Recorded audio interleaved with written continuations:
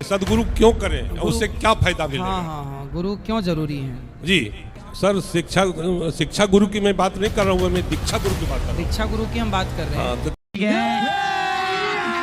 अभी मजा आएगा ना भिड़ो। राधे राधे। राधे राधे। मैं ये पूछना चाहता हूँ गुरुजी कि किसी भी व्यक्ति को ये कैसे अनुभव होगा, फील कैसे होगा कि हमें सदगुरु की जरूरत है? हमें इसकी जानकारी चाहिए। गुरु क्यों करें, सदगुरु क्यों करें और उससे क्या फायदा मिलेगा? हाँ, गुरु क्यों जरूरी है? जी देखिए, गुरु के बिना ना ज्ञान नहीं होता, बिल्कुल नहीं होता। इसलिए गुरु की जरूरत पड़ती है। सही मार्गदर्शक कौन है? गुरु वो होता है जिसके आगे हम समर्पण कर सकते हैं, और जब समर्पण करेंगे जी तो वो गुरु के माध्यम से समर्पण फिर वो भगवान में होगा। तो समर्पण गुरु के माध्यम से भगवान में हो, हाँ? और वो वास्तविक ज्ञान प्राप्त हो जिस ज्ञान से हमारा कल्याण होना है। वो शिक्षा ज्ञान, सर, शिक्षा गुरु की मैं बात नहीं कर रहा हूँ, मैं दीक्षा गुरु की बात कर रहा हूँ। दीक्षा गुरु की हम बात कर रहे हैं। हाँ, तो दीक्षा गुरु और दीक्षा गुरु क्यों करनी चाहिए? देखो, उससे हम मानव को क्या लाभ मिलेगा, कृपया बताओ। हम बता रहे हैं। पहले के जमाने में क्या होता था, अपन लोग बोलते थे तुम्हारी शिक्षा दीक्षा कैसी है, पहले लोग ऐसे बोलते थे। हाँ जी, हाँ जी। तो जो हम पहली क्लास से लेकर 12वीं या कॉलेज या PhD तक जाते हैं, हाँ जी, हाँ जी। वो हमारे शिक्षा गुरु होते हैं। हाँ जी। जैसे आपने हमें गणित पढ़ाई, हाँ जी, हिंदी जी। पढ़ाई, इंग्लिश पढ़ाई, हाँ जी। तो वो भी हमारे गुरु हैं, पर वो शिक्षा गुरु गुरु शिक्षा गुरु है। हाँ जी। अब फिर क्या बोलते हैं गांव में? दीक्षा गुरु की बात। कि तुम्हारी शिक्षा दीक्षा कैसी है? हाँ जी। तो शिक्षा तो स्कूलों में है, हाँ जी। पर दीक्षा पहले क्या था कि पहले शिक्षा भी थी और दीक्षा भी थी। अब कलयुग आया तो शिक्षा तो रह गई पर दीक्षा खत्म हो गई। दीक्षा का मतलब होता है, आजकल के बच्चे शिक्षित तो हैं जी, शिक्षित हैं तो सिगरेट पी रहे हैं, शराब पी रहे हैं। यदि ये शिक्षा के साथ दीक्षा से जुड़ते तो ये पढ़ लिख कर योग्य होते तो सही, पर शराब से ना जुड़ते, पराई स्त्री पर पुरुष से ना जुड़ते, गलत रास्ते से ना जुड़ते, सही राह पर आते। यदि गुरु इनको मिलता, सही मार्गदर्शक, यदि इनके जीवन में शिक्षा के साथ दीक्षा जुड़ जाती तो ये फिर गलत राह पर ना जाते। यदि गलत राह पर आज के बच्चे जा रहे हैं तो मूल कारण है कि शिक्षा तो है पर दीक्षा से वंचित हो गए, और दीक्षा से वंचित होने का परिणाम है कि वो शराब पी रहे हैं, सिगरेट पी रहे हैं खुलेआम। पूरे भारत में अब तेजी से पूरी रात नाचने वाला वो सिस्टम खुलता जा रहा है। क्लबों में लोग जा रहे हैं, बच्चे जा रहे हैं। हाँ जी, हाँ, बिल्कुल जा रहे हैं। क्यों खुल रहे हैं? क्योंकि शिक्षा तो है, कम है, दीक्षा नहीं। जी। दीक्षा का अभाव नहीं, है। मेरे क्वेश्चन का, मेरे प्रश्न का अभी तक जवाब से गुरुजी नहीं मिला है। हाँ। मैं ये जानना चाहता हूँ कि आदमी को कैसे ये फील हो कि हमको दीक्षा गुरु चाहिए, हम करना चाहिए।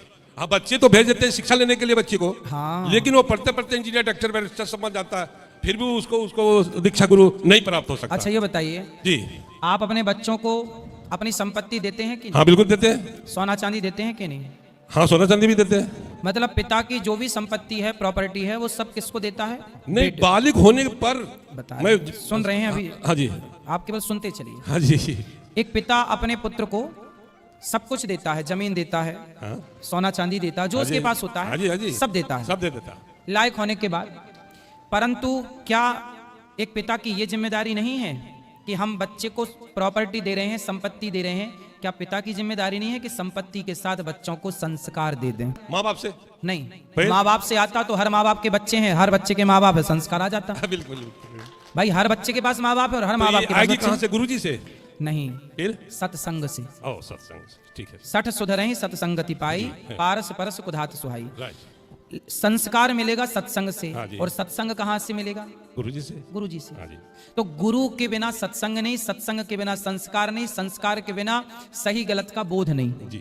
सही गलत का बोध ना हो। आज जितने बच्चे शराब पी रहे, सिगरेट पी रहे, हाँ जी, हाँ जी। ये केवल इसलिए पी रहे हैं कि इनको सही गलत का ज्ञान क्यों नहीं है? क्योंकि इन्होंने सत्संग नहीं किया। सत्संग क्यों नहीं मिला? क्योंकि गुरु नहीं मिले। हाँ जी। गुरु क्यों नहीं मिले?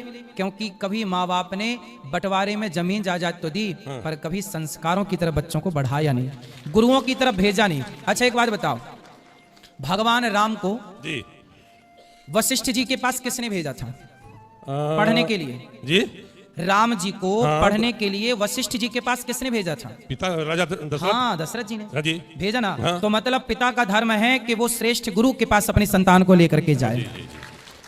गए ना? हाँ जी। तो आपका धर्म है कि आप अपने बच्चों को जब प्रॉपर्टी देते, जमीन जायदाद देते, तो श्रेष्ठ गुरु की खोज करके बच्चों को आप दीजिए ना। सर, श्रेष्ठ गुरु के पास हर एक माता पिता अपने बच्चे को पढ़ाने के लिए भेजते हैं, इसमें तो कोई हमारे ख्याल से शक नहीं है। नहीं, शिक्षा की यहाँ बात दीक्षा नहीं। की मैं बात कर रहा तो हूँ वही कि तो हम- एक ही, अगर दोनों एक ही गुरु से मिले तो कैसे वो आदमी प्राप्त करेगा दीक्षा? पहले ऐसी था, पहले जो शिक्षा गुरु थे वही दीक्षा थे। हाँ जी।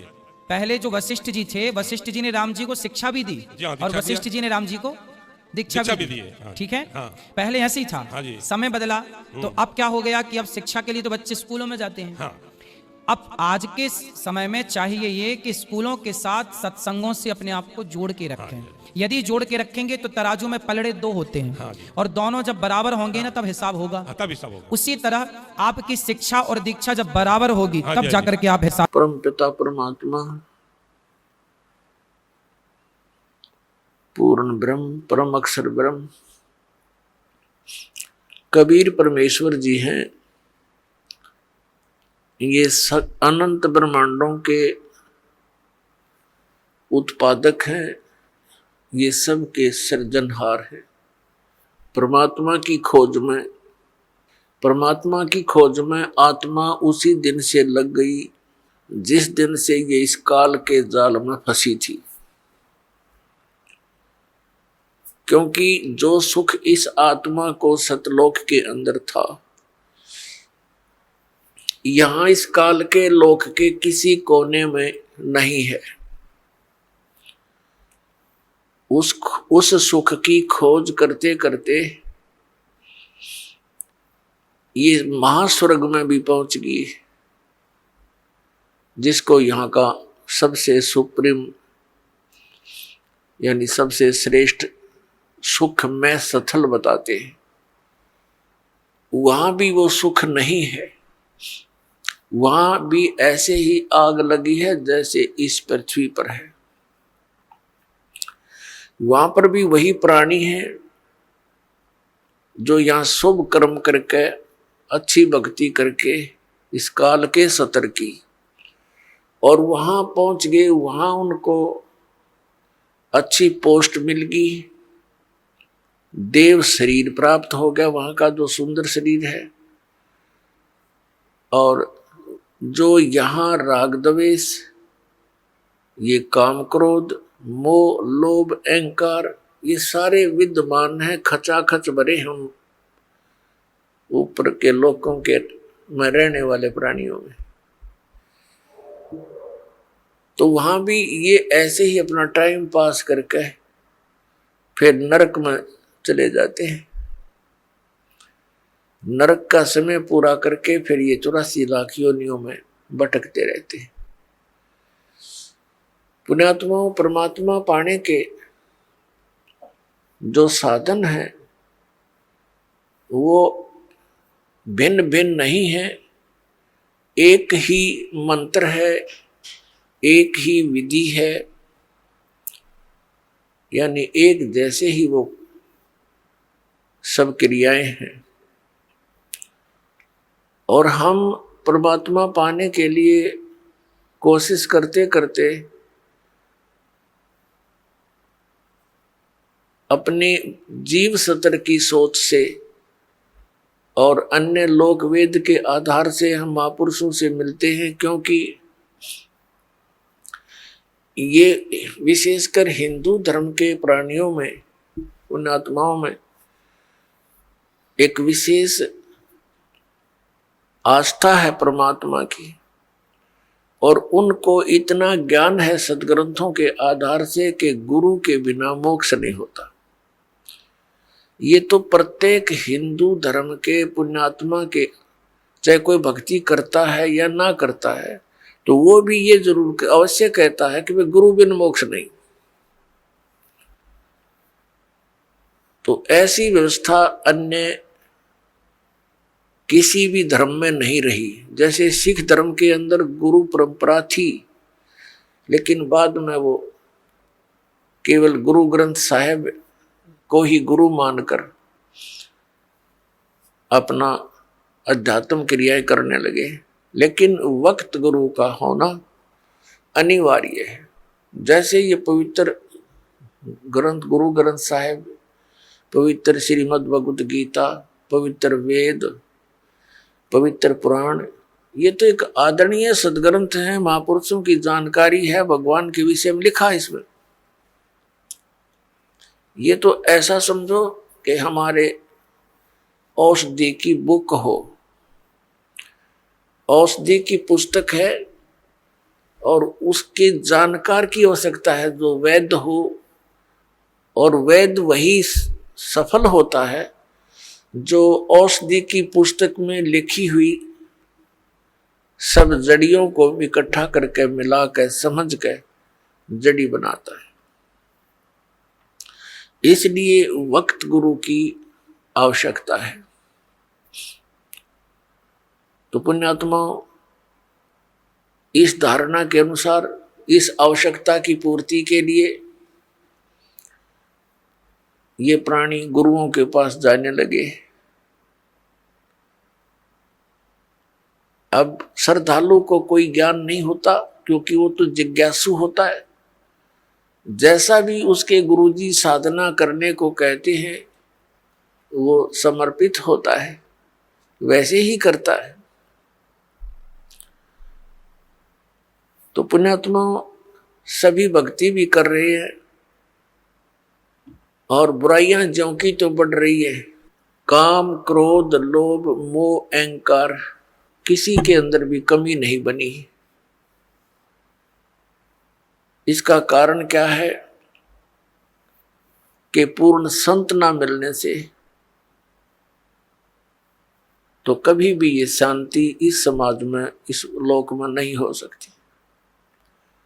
600 वर्ष पहले परमात्मा आए थे, स्वयं एक संत की भूमिका करके चले गए और साथ में एक जुल्हे का कार्य भी किया करते थे, ये प्रमाणित करने के लिए कि भाई परमात्मा पाने के लिए, क्योंकि उसमें भ्रम फैला हुआ था कि ब्राह्मण वर्ग ही भक्ति के अधिकारी हैं। बाकियों को तो इन्होंने ऐसे लगा दिया था, श्राद्ध श्रुद्ध निकालन खातिर क्रियाओं में उलझा दिया था। और विशेषकर यही माना जाता था कि ब्राह्मण ऋषि, महर्षि घर त्याग कर चला गया जो व्यक्ति वही परमात्मा पा सकता है, या घना बड़ा सेठ धन दान करता हो। तो परमात्मा ने सब शंकाओं का निवारण करने के लिए एक शूद्र जाति में रहना पड़ा। उस समय छुआछूत चरम सीमा पर थी,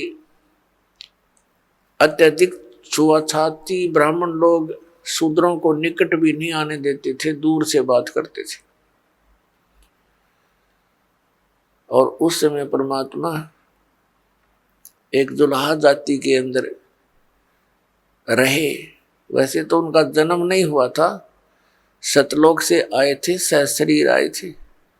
एक नवजात शिशु का रूप धारण किया था कमल के फूल पर, बाहर एक तालाब सरोवर के अंदर। वहां से एक नीरू नीमा नाम के जुल्हा दंपति उठा ले गए थे और वहां परमात्मा की परवरिश लीला होने से और फिर जुल्हे का कार्य करते हुए जनता को ज्ञान भी देते थे, भक्तों को यथार्थ ज्ञान समझाते थे, सूक्ष्म वेद का प्रचार करते थे।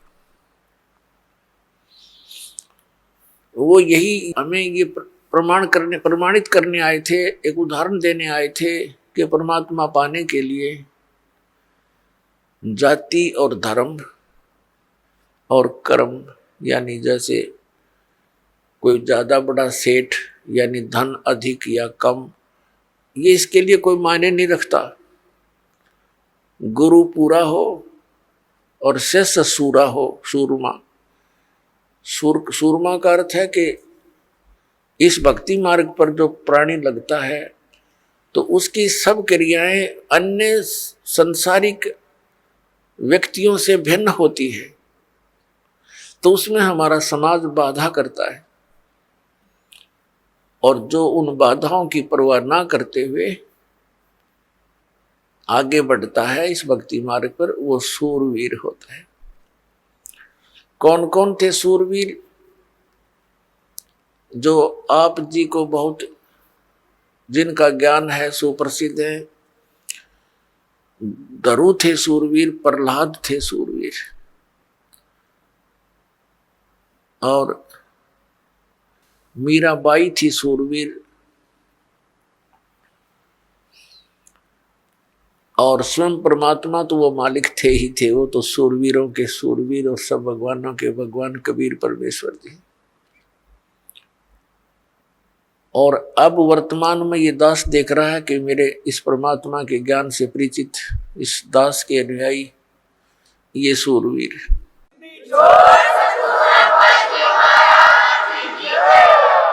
क्योंकि क्रोथा कांड के दौरान इस दास को इतना बदनाम कर दिया गया था झूठा, और इतना परेशान किया गया परमात्मा के बच्चों को, लेकिन ये सूरवीर थे, ना किसी से लड़े और ना डरे। संत का यही एक नियम होता है, लड़े भी नहीं और डरे भी नहीं, तो परमात्मा साथ देता है। आज हम सफल हुए, पूरा विश्व के अंदर ये ज्ञान जाएगा, परमात्मा का साथ हमारे साथ रहा और रहेगा, क्योंकि ये काम उसी परमात्मा ने शुरू करवाया है। ना हमारा कोई खानदानी पेशा, ना दादे परदादे माता पिता ने कभी यो काम कराया, ना दास को ये मजदूरी दी, तो दास का उसी दिन से ये अटल इरादा बन गया था, सिर जाओ चाहे डट जाओ, परमात्मा के चरणों में ये शीश जावे तो सफल हो।